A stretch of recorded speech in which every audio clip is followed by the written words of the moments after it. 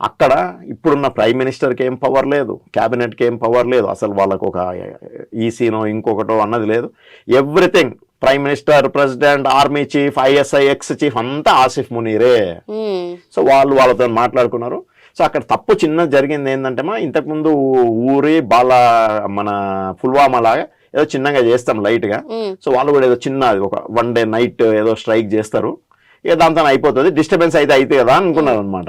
కానీ అక్కడ వాళ్ళు చేయడము, ఆ టెర్రరిస్ట్ కొద్దిగా ఓవర్ రియాక్ట్ కావడము, వాళ్ళు ఇట్లా గన్ పాయింట్లు చంపడము, ఆ విజువల్స్ అది కొద్దిగా దారుణం అయిపోయింది అనమాట. వాడు ఏదో చిన్న ఇన్స్ట్రక్షన్ ఇచ్చిండు అనమాట డిస్టర్బ్ చేయమని, ఇదేమో కొద్దిగా అది యాంగిల్ ఎక్కడికో వెళ్ళిపోయింది అనమాట. వాడు ఆ మాటలు అడగడము, మేల్స్ ని హిందువులను చంపడము, దాన్ని ఫీమేల్స్ వదిలేయడము, నీ మోదీకి చెప్పు అనడం కొద్దిగా అయిపోయి అది పెద్ద ఎత్తున అయింది. వాళ్ళకి అర్థం కావట్లేదు అనమాట ఇప్పుడు ఏం చేయాలా అన్నది. సో ఇప్పుడు ఏం జరిగిందంటే వాళ్ళు అది చేసిండ్రు, వాళ్ళు రియలైజ్ అయింది అనమాట మనం ఏదో చేసినాము, డబ్బులు ఇచ్చిన దానికి ఏదో లైట్ గా చేసి బయటపడదాము అనుకుంటే ఇప్పుడు ఆసిఫ్ మునీర్ చేసిండు ఇంకా అక్కడంతా చాలా పెద్ద జియో పాలిటిక్స్. మాదేమో పాకిస్తాన్ లో ముస్లిమ్స్ సున్నీ మెజారిటీ దేశము, దాంట్లో ఈయన షియా మైనారిటీ అనమాట వాళ్ళ దగ్గర. ఈయన షియా మైనారిటీ హెడ్ ఆఫ్ డిఫెన్స్ అనమాట. ఈయన యాక్చువల్ గా వీళ్ళు లుధియానా, జలంధర్ సంథింగ్ వీళ్ళ ఫాదర్ వెళ్ళిండ్రు. వీళ్ళ ఫాదర్ గవర్నమెంట్ ఉద్యోగి, కానీ మద్రసాలో టీచింగ్ చేస్తుండే, మళ్ళీ మాస్క్లో కూడా ఉండే అనమాట. సో ఈయన ఎడ్యుకేషన్ అంతా 5 years 6 years వరకు మద్రసాలోనే జరిగింది. దాని తర్వాత మళ్ళీ ఎన్డీఏలోకి వచ్చి మళ్ళీ ఆర్మీలోకి వచ్చిండు. 2018 ఇమ్రాన్ ఖాన్ ఉన్నప్పుడు కూడా ఆయన మంచి రిలేషన్షిప్ ఉండే. సో వాళ్ళ వైఫ్ ఏదో ఏమంటారు కరప్షన్ చేస్తుంది అని ఆసిఫ్ మునీర్ భాయ్ ఇమ్రాన్ ఖాన్కి కంప్లైంట్ చేసిండు. ఇమ్రాన్ ఖాన్ సీరియస్ గా రియాక్ట్ అయ్యి ఐఎస్ఐలో నుంచి తీసేసి నన్ను ఆర్మీకి పంపించిండు. అక్కడ పెద్ద తప్పు చేసిండు అనమాట. పాకిస్తాన్ స్టైల్లో ఐఎస్ఐని తీసేసి ఎలిమినేట్ చేసేయాల్సిండు, అది మామూలేమో వాళ్ళకి కామన్ అది. సో ఆయన ఇక్కడికి వస్తే దానికి రివెంజ్ గా మళ్ళీ ఆయన ఆర్మీలో ఎదిగి ఆర్మీ చీఫ్ అయిండు అనమాట. ఇమ్రాన్ ఖాన్ ని జైల్లో పెట్టించిండు. ఇప్పుడున్న పప్పెట్ నవాజ్ షరీఫ్ వాళ్ళు జరిగిన ఎలక్షన్లు అంతా ఈయన కంట్రోల్లోనే జరిగినాయి. So he is the most powerful man in Pakistan at the moment. అది మెయిన్ స్టోరీ అనమాట. సో ఆయన డబ్బులు తీసుకుని తప్పు చేసిండు. సో దాని వల్ల ఇప్పుడు రిపర్కషన్స్ ఎక్కడెక్కడ అంటే వాటర్ ఆగింది, సో జనరల్ అగ్రికల్చర్ ఆగింది. ఆర్మీలోనే షియా జనరల్ అందరూ ఈయన సున్నీ జనరల్ అందరూ ఈయన షియాకి అగేనిస్ట్ గా అయినారు అనమాట. ఇప్పుడు ఈయన తీసేయాలా, ఇప్పుడు ఛాన్స్ దొరికింది, ఈయన వీక్ అయ్యిండు అని యాక్చువల్గా నవాజ్ షరీఫ్ పొలిటీషియన్లు అందరూ వీకే అనమాట. వాళ్ళు కూడా ఇప్పుడు వీళ్ళని తీసేయాలా అన్నది అనమాట. ఇప్పుడు సిచ్యువేషన్ అక్కడ ఎక్కడికి వచ్చింది అంటే, if India is ready to talk and give piece, వాళ్ళు ఎక్కడికి చెప్తున్నారంటే మీరు డిక్లేర్ చేయండి ఆసిఫ్ మునీర్ని టెర్రరిస్ట్ గా, మేము తీసుకొని వచ్చి హ్యాండ్ ఓవర్ చేస్తాము, మాకు ఈ వార్ వద్దు అన్న దగ్గరికి రెడీ అయింది.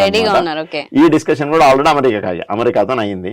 సో అది కొద్దిసేపు పక్కన పెడితేమో మనం అనుకున్న టెర్రరిస్ట్ సైట్స్ ని 9 sites ని అబౌట్ 27 బాంబ్స్ ఒక 25 minutes ఆపరేషన్ లో చేసేసినాం మనకు కావాల్సింది. ఇప్పుడు 2 ఉన్నాయి యాక్చువల్గా అయిపోయి 24 hours అవుతుంది. వాళ్ళు ఎందుకు రియాక్ట్ కాలేదంటే రియాక్ట్ అయ్యే అంత కెపాసిటీ ఎకానమీ లేదు, కానీ రియాక్ట్ కావాలా. ఇప్పుడు ఆసిఫ్ మునీర్ సిచ్యువేషన్ ఎట్లుందంటే రియాక్ట్ కాకుంటే పాకిస్తాన్ ప్రజలు చంపేస్తారు, రియాక్ట్ అయితే ఇండియా ఆర్మీ చంపేస్తుంది. అట్లాంటి సిచ్యువేషన్ ఉందన్నమాట గవర్నమెంట్ ది. సో ఏదో ఒకటి రియాక్ట్ అవుతుంది అనమాట. సో నాకు తెలిసినంత జియో పాలిటిక్స్ లో ఆల్రెడీ ఇదంతా ఒక 10, ఎందుకంటే జేడీ వ్యాన్స్ ఉన్నప్పుడు జరిగింది. సో ఇదంతా యాక్చువల్లీ బిగ్ లెవెల్లో డిస్కషన్ జరుగుతుంది. ఆల్రెడీ పాకిస్తాన్ అమెరికాకు ప్లాన్ చెప్పింది అనమాట, మేము సరెండర్ ఇంకొకటి అన్నిటికీ రెడీ ఉన్నాము. ఇప్పుడు వాళ్ళకు ఒక 7 million IMF లోన్ రావాలా, అది వస్తేనే సర్వైవ్ అవుతుంది, లేకుంటే కంప్లీట్ బ్యాంక్రప్ట్ అయిపోతుంది అనమాట. సో ఇప్పుడు నాకు తెలిసినంత మటుకు మై ఓన్ ప్రెడిక్షన్, అది నెక్స్ట్ ఇంకా ఫైనల్ సొల్యూషన్ అనమాట. సో ఇప్పుడు మనం చేయాల్సింది చేసినాము. సో ఇప్పుడు వాళ్ళు ప్రపోజ్ చేసింది ఏంటంటే మేము కూడా ఏదన్నా ఒక ట్రై చేస్తాం చిన్నది, whether it works or not. ఎందుకంటే చేయాలా, చేయకుంటే నవాజ్ షరీఫ్ ని వాళ్ళని ఇద్దరిని చంపేస్తారు అక్కడ ప్రజలు. ఎందుకంటే వాళ్ళది అదొక టైప్ ఆఫ్ ఇస్లామిక్ ఫండమెంటలిజం అనమాట. మనం ఏదో ఒకటి చేయాలా, చేయనికి వచ్చిందా లేదా అనగా మేము ఒక ట్రై చేస్తాము, దానికి ఏదో ఒక రియాక్షన్ ఉండనియండి. దాని తర్వాత మీరు పిలవండి మమ్మల్ని అమెరికాకు, మేము వస్తాము, మీరు కాంప్రమైజ్ చేయండి. సో ట్రంప్ గెలిచినట్టు అవుతుంది కాంప్రమైజ్ చేసినాము అన్నది. వాళ్ళు ఏదో ఒక చిన్న రియాక్షన్ ఇచ్చినాం మేము, సో మేము కూడా గెలిచినాము అన్నది వాళ్ళదనమాట. ఏం గెలిచినాము ఏమి ఓడిపోయినాము అని వదిలేయండి. దాని తర్వాత అంతా ఒక ఫీల్డ్ సెట్ చేస్తారనమాట. నెక్స్ట్ మీరు ఇది చేయొద్దు, ఇది చేయొద్దు, మీరు ఇది తీసేసేయాలి, ఇది తీసేసేయాలని పాకిస్తాన్ చెప్తారు. ఇండియాకి ఏం చెప్పకుండా బాగుండదు కానీ ఇండియాకి కూడా ఏదైనా చెప్తారనమాట, మీరు సీరియస్ గా దాన్ని ఇన్వెస్టిగేట్ చేయండి, ఇంకా మళ్ళీ నెక్స్ట్ ఎప్పుడు మీరు ఇట్లా మిజైల్ క్రాస్ బార్డర్ అటెంప్ట్ చేయొద్దు అని చెప్పి క్లోజ్ చేస్తారనమాట. That is what is going to happen next.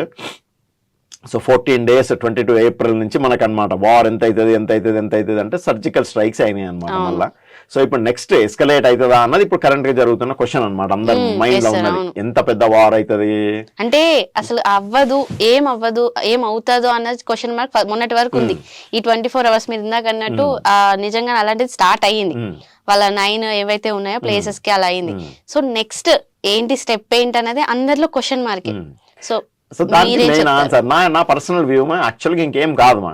Basic గా ఏం జరిగిందంటే మా నిన్న నైట్ మిడ్ నైట్ ఇది టార్గెటెడ్ అసాల్ట్ చేయాలని డిసైడ్ అయ్యి దానికంటే ముందు రోజు వాళ్ళ 22nd నుంచి అలర్ట్ ఉంది మా. ఆల్మోస్ట్ 12 days అలర్ట్ ఉంది అనమాట. Pakistan army, Pakistan radars, China పంపించిన equipment, China radars, missile detection systems అన్ని యాక్టివ్ ఉన్నాయి అనమాట. ఆ ముందు రోజు మనము దేశం అంతా ఈ డ్రిల్స్ జరుగుతాయి నెక్స్ట్ డే అంటే వాళ్ళు ఏమనుకున్నారు అంటే డ్రిల్స్ అంతా అయ్యి 2 days దేశం అంతా ఇండియా ప్రిపేర్ అయినాక ఇంకా 2 days తర్వాత జరుగుతాయని వాళ్ళు అనుకున్నారు అనమాట. సో దట్స్ వాజ్ క్యామోఫ్లాజ్ అనమాట. సో వీళ్ళు ఇది ఇచ్చి వాళ్ళు రిలాక్స్ అయితేనే ఆ 2-3 గంటల్లో నైట్ లో ఈ పని కానిచ్చేసి. సో ఇంకో లాస్ట్ స్టోరీ మాది, very insulting to their country. ఇప్పుడు వాళ్ళది ఓన్ ఆర్మీ ఉంది, 6.5 lakhs సోల్జర్స్ ఉన్నారు, ఎక్విప్మెంట్ ఉంది, చైనాది ఉంది, పాత అమెరికా ఎక్విప్మెంట్ ఉంది, missiles, guided bombs, specific targets ని ఎయిర్ ఫోర్స్ బ్రీచ్ చేసింది. ఒక్క దాన్ని చిన్న 25 minutes వాళ్ళ ఎయిర్ స్పేస్ లో మన type of all bombs, missiles అన్ని ఉన్నాయి. ఒక్క సింగిల్ దాన్ని డిటెక్ట్ చేయలేకపోయినరు, ఒక్క సింగిల్ మిజైల్ నో ఫ్లైట్ నో ఆపలేకపోయినరు.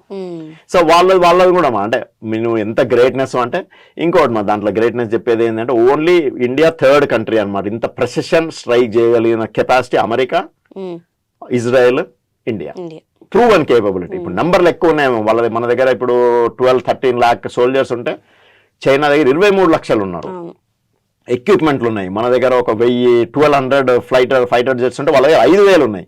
But it has never been used in conflict అనమాట.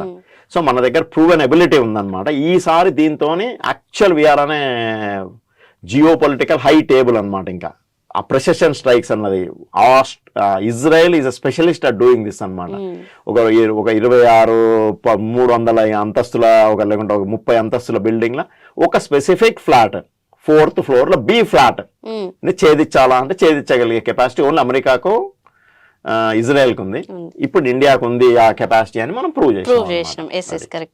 సో ఫైనల్ గా మీరు అడిగే క్వశ్చన్ ఏం జరుగుతుంది అంటే నా పర్సనల్ వ్యూలో లైట్ గా ఒక చిన్నది ఒక అటెంప్ట్ జరుగుతుంది అనమాట. ఒక చిన్న మిజైల్ వేయడము, రాజస్థాన్ ఏ మనిషి లేని ఏరియాలో ఒక మిజైల్ వేయడము, ఒక ఎయిర్ ఫోర్స్ జెట్ రావడం ఏదో ట్రై చేస్తారు.